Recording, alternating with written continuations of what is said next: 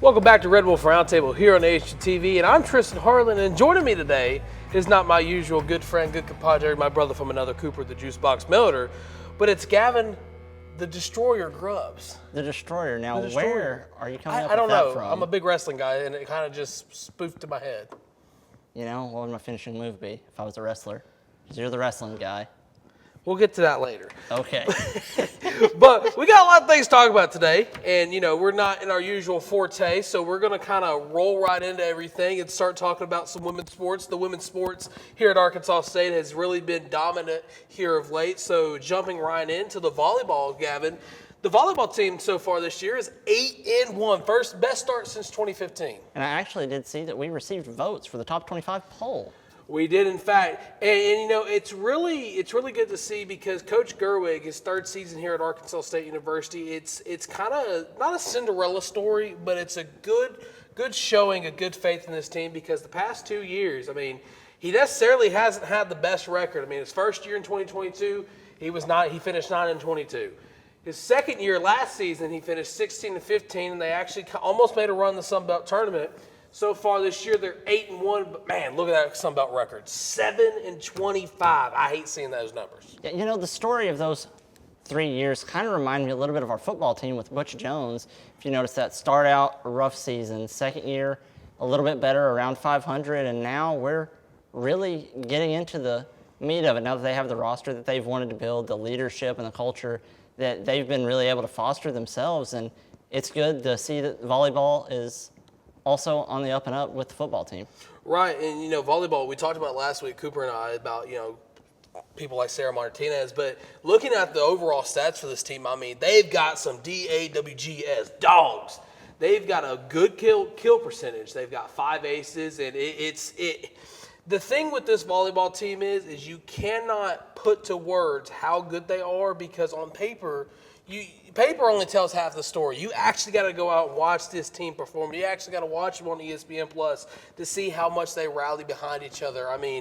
When they were in this last tournament, they were sweeping teams left and right. But this team, last year we saw it as well, where they were running a lot of non-conference opponents and beating them very easily. And then once Sun Belt Conference started, they kind of slowed down a little bit, losing I think their first five matches, and then they picked up steam. They went to the conference tournament and they made a lot of noise there. But I guess my question for you, Gavin, is what do you see from this volleyball team before conference starts that they can rally behind and use a lot of that momentum?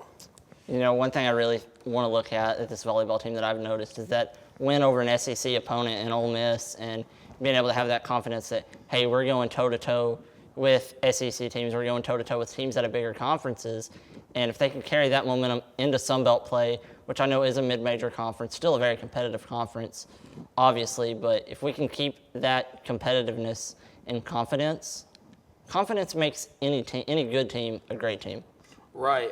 Especially when you have somebody like Caitlin Whitlock on your roster who's got 107 kills, and per set, she's averaging about 3 kills just per set, like I was mentioning. But this team, Coach Gerwig, fantastic coach. He's got a lot of upside for him. But my biggest kind of takeaway is when the conference starts, will that home opener be the kind of first test for this team to really get some fire underneath that roster and really get somebody like Deidreana Kale to really kind of not rally behind the team, but kind of be that first person to start and really kind of, I guess you could say, be that team leader that they've kind of missed out on the past couple seasons. And I think there's another thing that you go off of all these great players on this volleyball team and the momentum they have is having momentum is going to put butts in seats.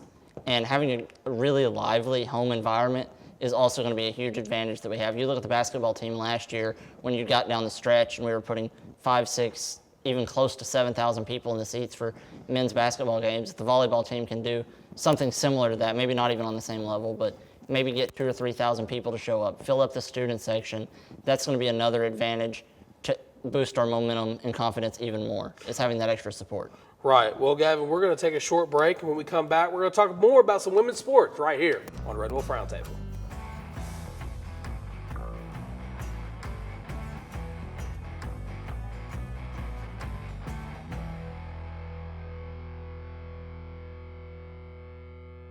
Students should watch ASU-TV just to see the creativity that a college student can get. The creativity that some of these students have is truly amazing.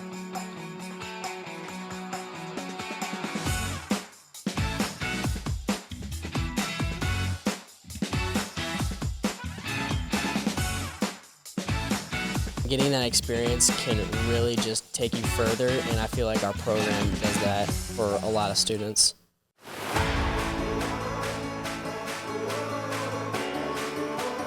I think one of the things I learned at Arkansas State was life is 10% of what happens to you, 90% of how you respond to it, and that's just something that I live by.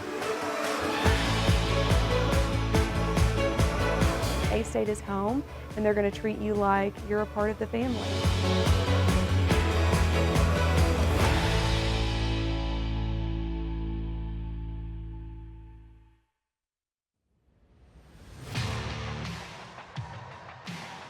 ASU-TV, covering all your favorite sports.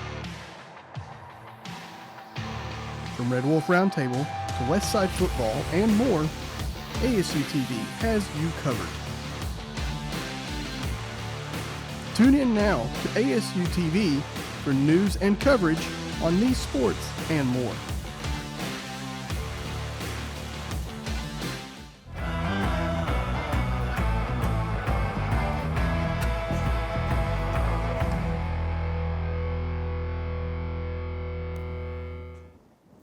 Welcome back to Red Wolf Roundtable. Tristan Harlan here with Gavin Grubbs. And moving forward with some more women's sports here at Arkansas State University, the golf team, the women's golf team, they set a 36-hole program record on the first day of the Maverick Classic. They turned in 8 under par, 280 in the first round, and backed it up with 4 under par, 284 in the second round. And the 8 under 280 is the best team total on par 72 course in program history. Arkansas State and Tarleton State were the only teams under par after 36 holes. Now, that's great, and we love hearing more and more about golf because they've been one of the best programs in the last 5 years. But I'm glad to hear the women's team is doing more because usually it's more the men, whether they win in the Sun Belt Conference and stuff like that. But moving focus now to our favorite sport around here, A-State women's soccer. They're actually starting conference play this Friday at the A-State Soccer Complex against the South Alabama Jaguars. And, it's really kind of eye-opening to know that conference is starting here at Arkansas State. And, they're the first team to really start their conference play. And I'm really interested to see what the team can do. I mean, you're seeing the prelim stats here. I mean, Arkansas State, they're scoring 7 goals so far this season to South Alabama's 13. Goals per game, they're right there neck and neck. And South Alabama actually allowing 2 goals a game to Arkansas State's .33. And of course, Arkansas State getting more shots. But Gavin, I kind of want to ask you your thoughts on this conference game. Like, what do you see from Arkansas State women's soccer, and what do you think they need to do in order to start conference 1-0? The one stat that really pops out to me so far this team is our defense only allowing 0.3 goals a game. I look at that. Our offense hasn't exactly been explosive, but it has been consistent, and it's put us in position to win games. Our defense has really been what has excelled so far this year. And looking at the stats at this game, knowing that it is a home turf advantage, I'm going to give us a 1-0 draw or a 1-0 win in the category for my prediction. And I think it's going to be more convincing than the score, but I don't think it's going to be an overwhelming blowout. But I think we win 1-0, and I don't think we have too many issues or controversies for the game. Right. I mean, this team, kind of one of the most talented teams Coach Dooley has had in his tenure at Arkansas State University. But, talking about this team, they actually had a little bit of a break between their last game against Western Kentucky and the game on Friday. And, I actually got a chance to, talk to Keelan Peacock about her thoughts on kind of the break and kind of what it meant to her and some of the team. And, just the quote that she said to us, she said that, I wouldn't say there's a disadvantage. It gave the team time to prepare mentally and physically for conference play to start. A lot of the time, people forget the importance of mental health throughout their crazy and hectic season. So I think this large gap between the 2 games really gave us the opportunity to rest, reset, and prepare for the upcoming conference play. Now, looking at that and hearing that, that's great that we have student athletes on campus here at Arkansas State that really value mental health. And, this team has kind of been the one team that really have pushed mental health, whether that's with everything that's going on in the world today or just student athletes as a whole. So, Gavin, let me ask you this. What do you think mental health means to student athletes like Keelan Peacock and like others on the campus of Arkansas State? That is a very deep question going on, but I think mental health is really one of these most important things, not just as your ability to perform as an athlete, but your ability to perform as a student, which is what everyone here at Arkansas State is first and foremost. That is a student, and with the chaos of classes, having 15, maybe even an 18-hour schedule, adding on to being a Division I athlete on a very competitive program, your mental health is something that has to be prioritized. And these coaches and our athletic director, setting up the soccer schedule where they have that long break between their last their end of their non-conference schedule and their conference schedule, really, I think, is going to give this team an advantage, like she said, putting them in the right mental headspace to be prepared with their classes and their lives. That way they can go and perform at 100% and maybe not at 70 or 80%. And I think that's another advantage that we have. Right. And so, that's a great analysis there, Gavin. But we're going to take another short break. And when we come back, we're going to find out who truly got the hell to the victors when Arkansas State took on the defending national champions. Stick around, guys. Red Wolf Roundtable on ASU-TV.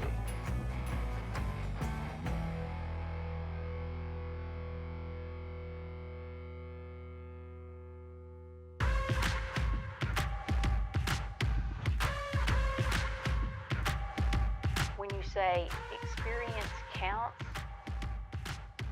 it's experience that counts for a lifetime. Boxes, I cannot fit in the boxes. Stop it, quitting was never an option. Exhausted, this passion is never exhausted. And you cannot stop it, nah, you cannot stop it.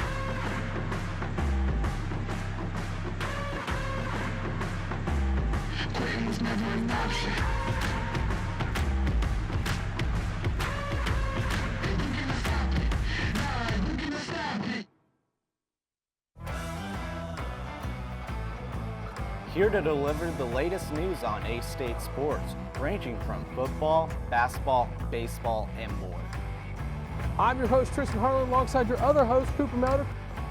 Red Wolf Roundtable is your local sports source. Tune in to Red Wolf Roundtable to get your fix on sports talk and news.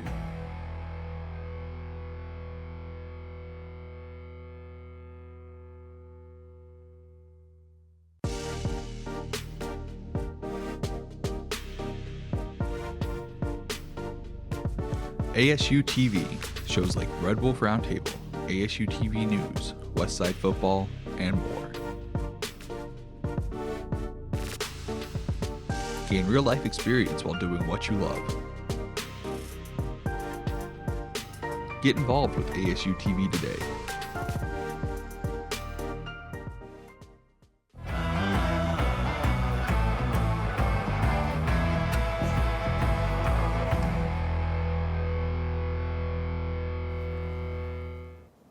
Welcome back to Red Wolf Roundtable here on ASU-TV. And Gavin, now it's time to find out if A-State held to the victors or if they were the victors in Ann Arbor, Michigan. Well, Tristan, if you look at the stats right here, we actually did have more pass yards than they did. And Jalen Rayner, I think he was good and precise, even though he didn't have that one touchdown. And then there towards the end of the game, we had some guys on the depth chart come in and play and looked really good, which is very promising for the future. But the one thing that I have to talk about and address, and I think we all do, is the fact that we did give up 300 rush yards and that our rush defense is one of the bottom rush defenses in college football this season, and we have to address that moving forward, especially before we get into conference play. Right. The rush defense, as you mentioned, it was atrocious against Michigan, but when you're playing a Big Ten team like that, the defending national champions, what do you expect? Let's be honest. What do you they're expect? Gonna run the dang ball. Yeah, that's their primary focus on offense is running the ball, as we saw, because they actually had to switch quarterbacks due to the interception that their starter threw. But here's my takeaway from the game, and there's going to be some highlights that you guys will see as we get going, but this game really, it is crazy that I say this, it was winnable for the Arkansas State Red Wolves because not only did they hold Michigan, pretty much the entire game. Of course, they got down 21-3 at one point before halftime. But this team from Michigan did not seem as good as last year. And they did not seem as well put together as we've seen the Michigan Wolverines in recent years. But look at that pick there by Char. Oh, yeah. I mean, Char got a pick. And here's why I say this game is winnable. Arkansas State drove down the field multiple occasions and decided to kick field goals. Jalen Rayner, in their first offensive possession, went 6 for 6, had a 4th and 1 that they should have went for, but instead kicked the field goal. They kicked field goals that they missed, that they left points out there to achieve for the offense, and it's really a crushing blow to the offense when, Butch Jones is on the sideline and Keith Heckendorf is the only coach in the press box saying, hey, let's send the special teams unit out there. Because, let's be real. If Butch Jones wants to win the Sun Belt Conference, he's going to have to make aggressive play calls. He's going to have to send the guys out there on 4th and 1, 4th and short when the ESPN analytics are saying go for it. We've seen this time and time again in college football where teams are consistently going for it and they're getting it and they're winning ball games because of that. So, Gavin, looking at your experience that you have knowing about the Red Wolves, what's kind of your big issue with the play calling when it's 3rd and short, 3rd and long, and you end up getting a 4th and short where you should go for it? Well, here's one thing I've noticed lately about this team is we went in, we competed in a very competitive game. It didn't seem like we were physically just completely blown out of the water. We competed, ended up losing by 10, but we had 3 scoreless trips to the red zone. And if you score 3 touchdowns, that's 21 points. That's an 11-point win. And that added upon the fact that you said we didn't go for it on a few 4th downs. You go for it on those 4th downs. So what if you don't win? You're playing a top 25 team on the road as a Sun Belt school. If you don't win, oh well, go for it. I would a lot rather sit here and say, hey, we lost, but we went for it and we tried, and said, oh, we lost a close one, but we played it really conservatively. Right, and the thing is, too, like, as you were saying, you want to play aggressive when you're playing a big school like Michigan, but the fact that they only lost by 10 and the entire fan base is celebrating like they upset them is kind of really what ticks me off, per se, because, let's be real. You're going to play the defending national champions. Yeah, the fact that you only lost by 10 is cool, especially last season when you got blown out by Oklahoma in week 1. But why are we consistently celebrating mediocrity? I get today's age in college football. You want to boost players up so they don't go in the portal. But when you have this opportunity to beat the defending national champions, why are we celebrating losses? Coach Jones said last year we don't celebrate mental wins, but now it seems like the entire fan base is celebrating mental wins. And, it's not an overreaction to say that this team could have beat Michigan because Michigan looks terrible. Also, I'll be surprised if they win more than 7 games this season. Yes, and that's another thing is the best way to keep players isn't to build them up when they lose. It's just to not lose. Right. We're sitting here looking at, like I said, we're a group of 5, a good group of 5 school. But, the transfer portal has done a lot of things to these smaller schools like we are, and we have to sit here, and I'm not going to say anything one way or the other about what I feel about the transfer portal. That's not my place, but I can say we need to win games. Winning games keeps players happy. Happy players win more games. Right. Winning teams get better players. Right, and it's really eye-opening to hear players like Corey Rucker and Justin Parks so far this season saying that, this team would have lost that game last year, or this team would have been blown out this time last year. But my thing is, if you guys are wanting to make a statement in the Sun Belt, and I say this with the most respect in the world to the entire team and the coaches and everything else, but if you guys are wanting to make a statement in the Sun Belt, go upset people.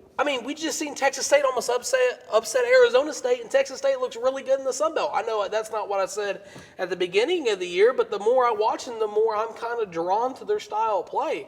But my thing is if Arkansas State is this good right now, then what does that mean for the rest of the Sun Belt Conference? Because, let's be real. Arkansas State's kind of one of the bottom tier teams in the conference in the last 2 to 5 years. They don't run the conference like they did in the early to late 2010s when Blake Anderson was their head coach, or when Hugh Freeze was their head coach, or Gus Malzahn was their head coach. We're kind of fighting for table scraps right now, and this team has all the talent in the world. Jaquez Cross is one of the most talented backs in the Sun Belt. Zach Wallace is one of the most talented backs in the Sun Belt. Jalen Rayner should win Player of the Year this year if he just makes simple throws. Corey Rucker should win Comeback Player of the Year just because of how well this team operates together. But again, I go back to this statement. Why are we celebrating mediocrity within the football program? I mean, I just don't get it. And that's the same thing I'm trying to figure out. After the Michigan game, I was like, I'm proud that they went out and competed, but at the same time, I'm not happy that we lost. And I looked on Twitter, and there were a handful of accounts that me and you have both had personal experiences with on Twitter, and that were just praising this team for what they were praising them for losing. I don't get it. Right. Well, Gavin, we're going to take a blood pressure medicine pill, and we're going to take a break. When we come back, we're going to talk about next week's game that you and I kind of have more similarity for this game for a reason we'll get into. You're watching Red Wolf Roundtable here on ASU-TV.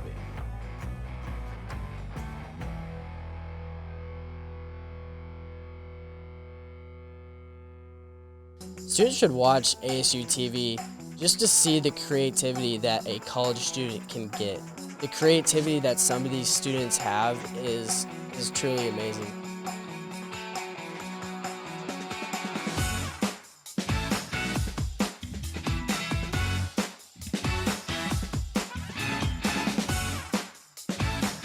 Getting that experience can really just take you further, and I feel like our program does that for a lot of students.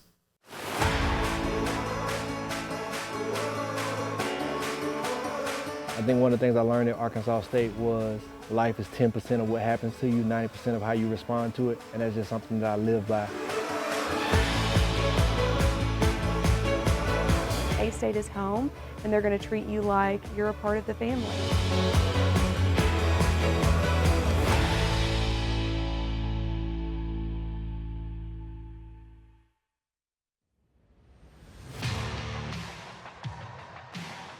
ASU-TV, covering all your favorite sports. From Red Wolf Roundtable to Westside Football and more, ASU-TV has you covered. Tune in now to ASU-TV for news and coverage on these sports and more.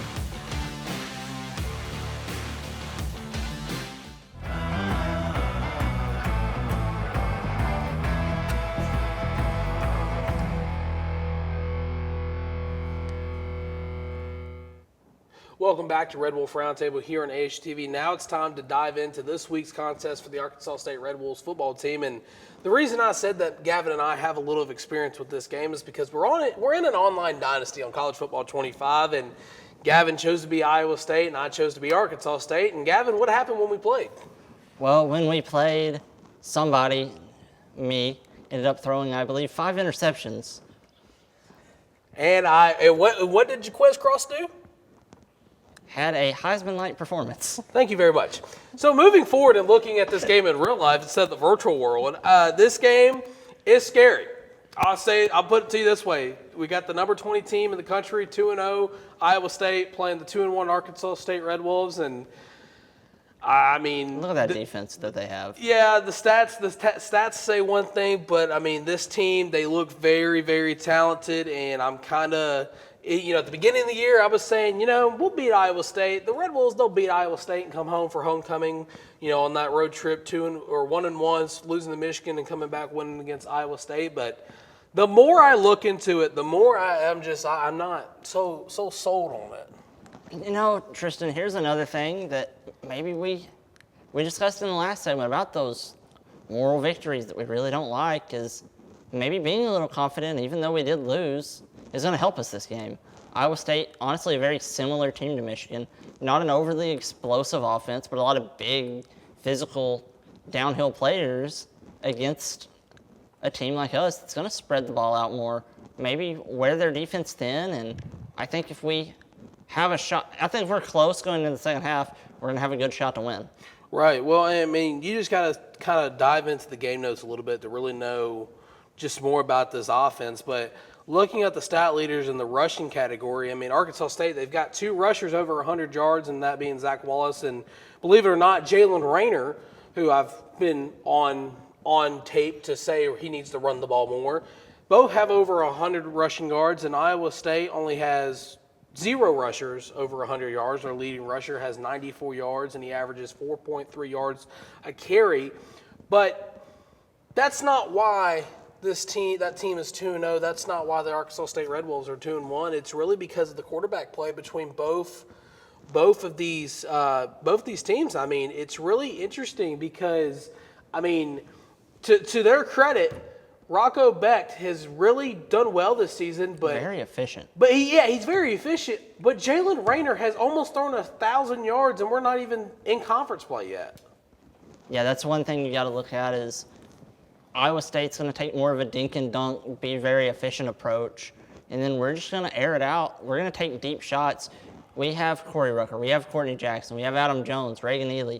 We have these great receiving core. I didn't even mention Malik Hornsby, who I'm pretty sure is one of the fastest players in college football, who has very seldom to be seen in this offense, and I'm still just begging our coaching staff to work him into the game plan more, that we have 5 receivers that are a legitimate threat, whereas Iowa State's really focuses on that short pass game, and one player, I don't think either of us have really brought him up so far, but I've noticed just from playing with Iowa State is they have a 6'8" tight end. Yeah, for sure. Ben Brahmer, he's just a physical specimen, and I don't know what safety or linebacker combination we're going to have to really play him in man coverage, or if just his physical presence in general is going to make us kind of play more zone. But he might be an X-factor player that might not be their star guy or their best player, but he might be the X-factor of this game of what we can do to take him out of it. Right. So I want to ask you something. You said dink and dunk. Do you have a definition for that terminology? Just short passes. Short passes. Okay, because I heard it and I thought that's what you meant, yes. But I wanted to make sure. So I want to ask you, just looking at what we have so far, whether it's the yardage, the statistical categories, what's maybe a prediction for you in this game? You know, I looked at Iowa State, and you look at their defense and how good their defense has been. But they've played North Dakota, who is an FCS, very good physical team, but one of those teams, they're more of a defensive-minded team than an offensive-minded team. And then Iowa, which everyone knows about Iowa. You know a lot from playing with them at CFP 25. Yes. So you can look at their defense and say, okay, they have good numbers, but how are they going to do against a team like Arkansas State, who is the exact opposite play style of the 2 teams that they have seen, and more like what they're going to see when they play in the Big 12 later on this year, is being able to spread the ball out and what their game plan is going to be against us. Right. So what about a score prediction? If you had to give a score prediction. You know, it's hard for me to go out and say that the Red Wolves are going to win, but it's hard for me to go out and say they're going to lose. I'm going to go 31-28. I'm going to have to go with the Cyclones, but I really hope that I'm wrong. Yeah, look, you mentioned the tight end, that's a physical specimen, but I just hope that this is really a game that the Arkansas State Red Wolves can figure out a way to win. I mean, a lot of the thing is going to come down to the weather of the game too. I mean, the weather is going to dictate the game for this game, and we have the A-State football game day weather report, sponsored by nobody. And it's actually going to be raining. It's going to be 81 and raining, so I'm interested to see where the play style switches from more of a pass to a run for Arkansas State, if they even decide to do that at all. But I'm interested to see. But Gavin, it's been an honor sharing the desk with you this week. It's been a pleasure being on here. Yeah, so hopefully when you come back, if not next week, maybe in March for our annual March Madness show. But hopefully when you come back, we'll talk about some more Red Wolf victories. All right, well, let's go. That was a great show. This has been Red Wolf Roundtable on ASU-TV. See you later.